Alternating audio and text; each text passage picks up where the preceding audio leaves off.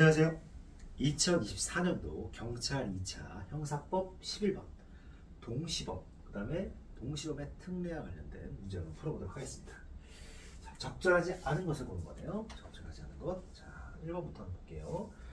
2인 이상이 상호 의사연락이 없이, 자, 의사연락이 없으니까 공동정범은 아니네요. 그죠? 범죄 구성 요건에 해당하는 행위를 하였을 때 원칙적으로 각 인에 대해 그 죄를 논하여야죠. 그렇죠? 각각 개별적으로 죄를 논해야 된다는 거예요. 근데 연락이 있어서 공동정범이 성립됐어요. 연락이 없었을 때는 각각의 인과관계를 따져야 된다는 거죠. 범죄 성립 여부를. 근데 연락이 있어서 공동정범이 성립한다면 독립행위의 경합, 즉 동시범, 각각에 대해서 인과관계를 따져보라는 동시범의 문제는 제기될 여지가 없는 거죠. 의사 연락이 있었기 때문에. 그죠? 그래서 이거는 맞다. 두 번째, 독립행위가 경합하더라도 결과 발생의 원인이, 자, 독립행위가 경합한다는 건 뭐죠? 의사연락이 없어요. 근데 결과 발생의 원인이 분명했다는 거예요. 즉 A와 B의 행위가 C라는 사람을 사망에 이르게 했는데 A와 B가 공모한 적은 없어요. 각각 뭐 발차기 한번 하고 얘는 주먹질을 한번 했는데 C가 죽었단 말이에요. 근데 얘가 죽은 건 발차기에서 죽은 것이 분명하게 밝혀졌어요. 이렇게 볼 거예요. 분명한 경우. 결과와 인과관계가 인정되는 행위자는 의도한 범죄 기소범이 되는 거죠. 그죠? 그리고 결과와 인과관계가 판명되지 않는 행위라는 행위자는 뭐죠? 미수범 내지는 무죄가 되는 거죠. 맞아요. 즉 발로 얘가 죽었어. 그리고 얘 주먹은 사실 주먹질을 했는데 빗나갔어. 그럼 뭐죠? 뭐 미수 정도가 되겠죠. 미수 정도가. 아니면 무죄가 되거나. 요 얘기입니다. 그다음 세 번째, 이 263조의 동시범은 상해죄에 대한 동시범 특례예요.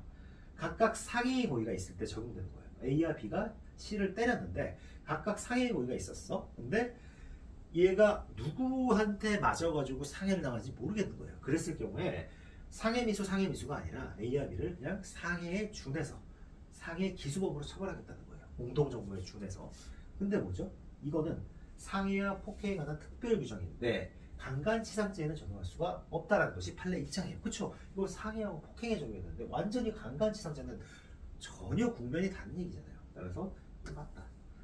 4번 형법 260조의 동시범은 상해의 결과를 발생하게 한 경우, 즉 상해가 발생한 경우에 적용되기 때문에 시간적 차이가 있는 독립된 상해이나 폭행이가 경합하여 상해로 인해 사람이 죽은 결과가 일어나고 그 사망의 원인된 행위가 판명되지 않은 경우에는 적용할 수 없다. 판례는 상해치사죄에도 이 상해죄의 동시범 특례를 적용하고 있어요.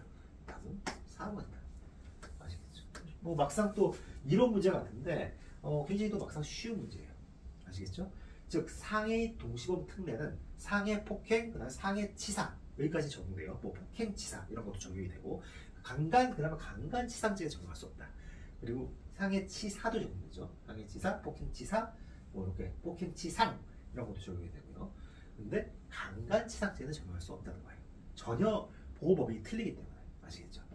네, 그리고 의사 연락이 있었으면 공동정범이 되기 때문에 동시범 문제가 발생할 수가 없어요.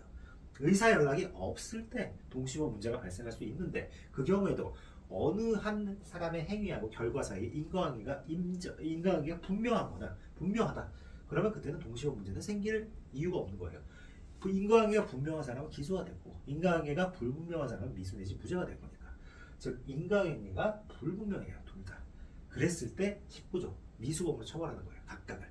근데 동시범 특례인 경우, 즉 상해, 폭행, 그다음에 상해치사, 폭행치사, 상해치사 이런 것들, 폭행치사 이런 것들에 대해서는 동시범 특례 규정을 적용할 수 있다. 하지만 강간치상죄는 적용 안 된다. 이렇게 줄줄줄줄 나와야 돼요. 이런 부분은. 가장 중요한 건 뭐다? 의사 연락이 있을 때는 공동정범, 인과관계를 획일적으로 보기 때문에 도저히 동시범의 문제는 발생할 수가 없다라는 거죠. 아시겠죠? 네, 거기까지 여러분들이 쭉 이해하시면 이거는 그렇게 담는 건 어렵지 않습니다. 네, 여기까지 하겠습니다. 감사합니다.